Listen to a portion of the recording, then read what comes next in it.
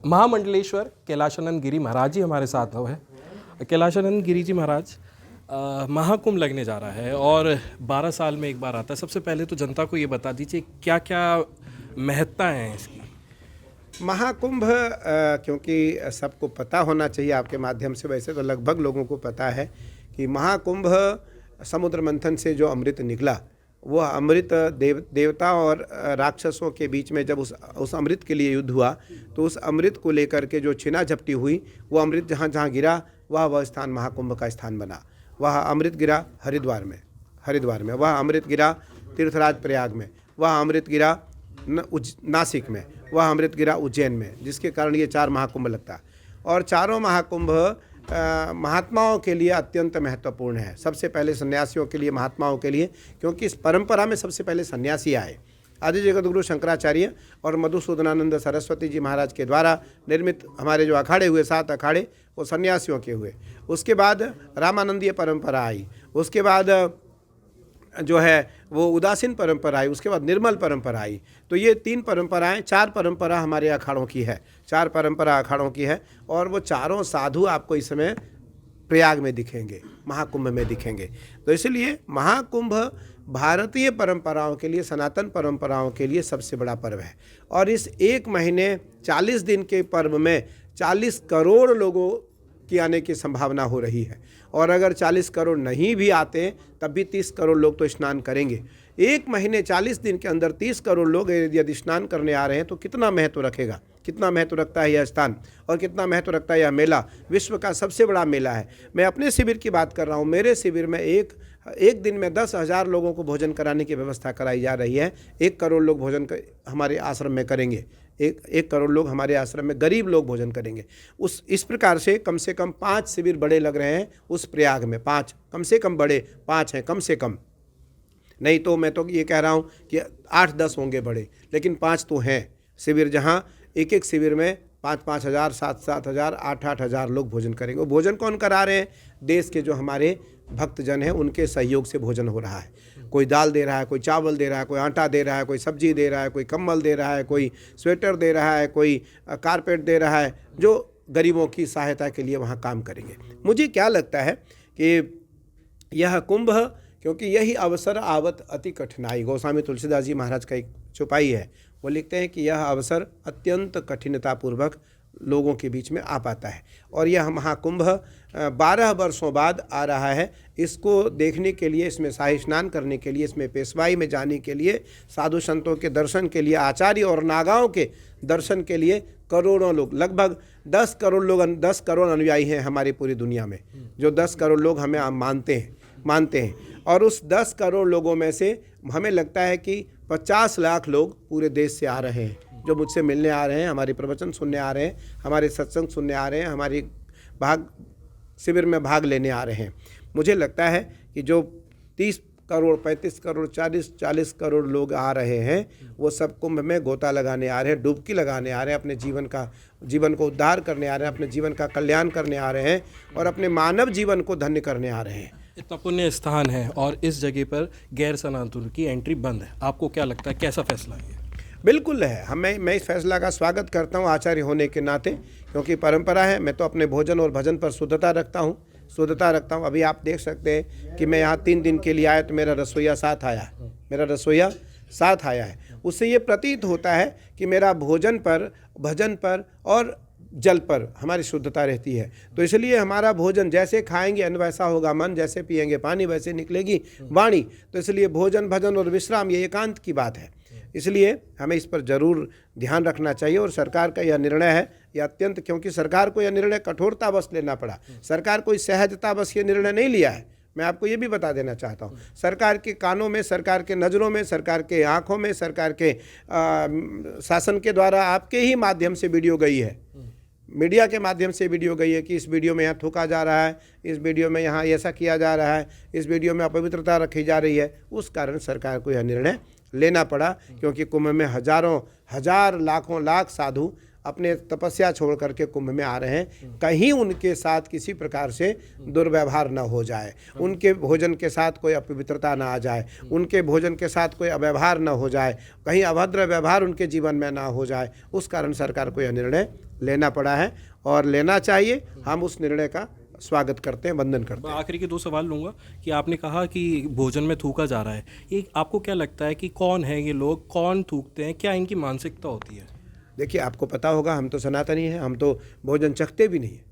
अगर अभी मेरा भोजन बन रहा है तो हम पहले भोजन अपनी माँ भगवती काली को और महादेव को भोग लगाएंगे। आप एक पल के लिए हमारे पूजन कक्ष में चले जाइए। मैं 3 दिन के लिए आया हूँ यहाँ, 3 दिन के लिए, लेकिन 3 दिन में हमारा पूजन कक्ष यहाँ आया हुआ है। हमारे यहाँ माई आई हुई हैं, माँ भगवती काली आई हुई हैं, महादेव आए हैं, गणेश जी आए हुए हैं, महालक्ष्मी, क्योंकि श्री का उपासक हैं तो महालक्ष्मी आई हुई हैं, और सबकी उपासना हमारे कक्ष में लगे हैं। मैं आपको एक पल के लिए उनकी विजुअल आप बना लीजिए जरूर, कि भाई मैं 3 दिन के लिए मेरठ में आया और 3 दिन के लिए हमारे पूरा मंदिर यहाँ उठ करके आया है। इसलिए आया है कि मैं जो भोजन वहाँ बनेगा उस भोजन को पहले भोग लगाएंगे, पहले भगवती को भोग लगेगा, फिर मैं खाऊंगा। तो उस भोजन में मैं तो किसी भी परिस्थिति में उस भोजन को अशुद्ध नहीं कर सकता हूँ। तो उस भोजन को अशुद्ध वही कर सकता है जिसकी आस्था भगवान पे, भगवती पे नहीं है, जिसकी श्रद्धा आस्था भगवान और भगवती पे नहीं है। बस आखिरी सवाल लूँगा क्योंकि आपके पास समय भी कम है, हालांकि राजनीति से जुड़ा हुआ सवाल है ये। वो असुद्दीन ओवैसी संभल हिंसा के बाद कहते हैं कि सरकार जो है देश को 500 साल पीछे खींचने का काम कर रही है, क्या कहना है आपको? मुझे लगता है कि सरकार को किसी भी प्रकार से सरकार के ऊपर टिप्पणी करना ओवैसी के लिए अच्छा नहीं है।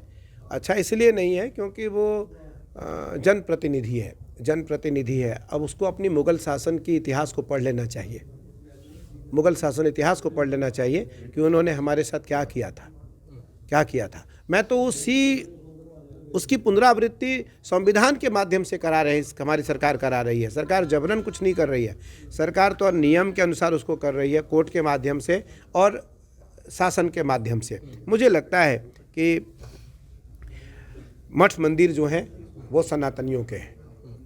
हम किसी मस्जिद में तो जाके मंत्र पढ़ते नहीं, पाठ करते नहीं, लेकिन यदि हमारे किसी मंदिर को मस्जिद बना दिया गया, हमारे किसी मंदिर को मस्जिद बना दिया गया, हमारे भगवान को मस्जिद के अंदर दफन कर दिया गया, तो निस्संदेह उस पर सर्वे होना चाहिए। सरकार को अपने कब्जे में लेकर के उसे सनातनियों को दे देना चाहिए। आपको क्या लगता है कि कहाँ कहाँ मंदिर हैं जहाँ पर अब मस्जिद है? देखिए, मुझे लगता है कि आपको लग रहा है अयोध्या में था तभी तो हमें मिला, और अयोध्या से हमें प्राप्त हुआ। राम जन्मभूमि, हम प्रतिष्ठा में महत्वपूर्ण भूमिका में रहे और प्रतिष्ठा में सबसे आगे रहे। मुझे लगता है कि काशी विश्वनाथ जी की भी यही परिस्थिति है। काशी विश्वनाथ जी जो महादेव हमारे हैं वो भी ज्ञानवापी मस्जिद के अंदर है। आप मथुरा बिल्कुल गए होंगे, कृष्ण जन्मभूमि के साथ में मस्जिद बना। अच्छा, वहाँ मस्जिद का क्या तात्पर्य है, लेकिन बना। तो परिस्थिति ये जो खड़ी हुई, उसको खड़ा किसने किया? मुगलों ने। खड़ा हिंदुओं ने तो नहीं किया, मुगलों ने खड़ा किया।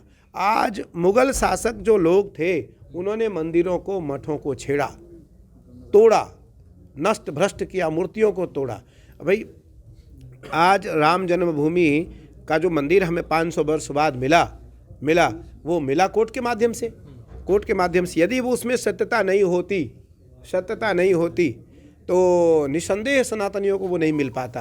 तो उसी प्रकार राम जन्मभूमि जिस प्रकार हमें मिला, उसी प्रकार काशी विश्वनाथ जी भी हमें मिलेगा, मथुरा भी हमें मिलेगा। मैं आश्वस्त हूँ, मुझे विश्वास है कोर्ट के ऊपर कि कोर्ट के माध्यम से काशी विश्वनाथ जी की प्राप्ति हमें होगी। क्योंकि काशी विश्वनाथ, मैं तो ये नहीं कह रहा हूँ कि इस मस्जिद को मुझे दे दो, मैं तो अपने महादेव को मांग रहा हूँ। अब सर्वे करो ना। मैं कह रहा हूँ मुगल को आए लगभग 1900-2000 वर्ष हुए हैं, 1900-2000 वर्ष हुए हैं। लेजर सर्वे हो जाना चाहिए। अगर लेजर सर्वे में 2000 वर्ष से पहले के महादेव हैं, वह शिवलिंग है, मुसलमानों का है।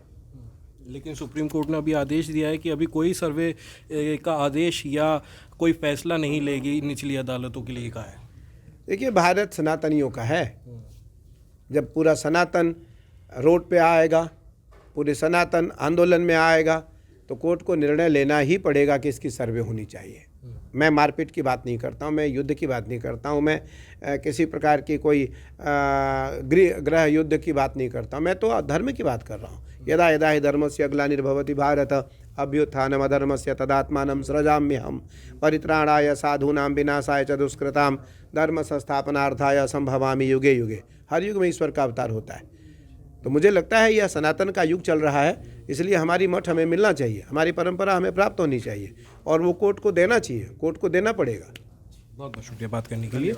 ये थे हमारे साथ आचार्य महामंडलेश्वर स्वामी कैलाशानंद गिरी महाराज, जिनका ये कहना है कि महाकुंभ इस बार बहुत पवित्र स्थान है और इसमें गैर सनातनियों का स्थान नहीं है। ये बहुत अच्छा फैसला सरकार ने लिया है। अनमोल शर्मा, TV9 उत्तर प्रदेश, मेरठ।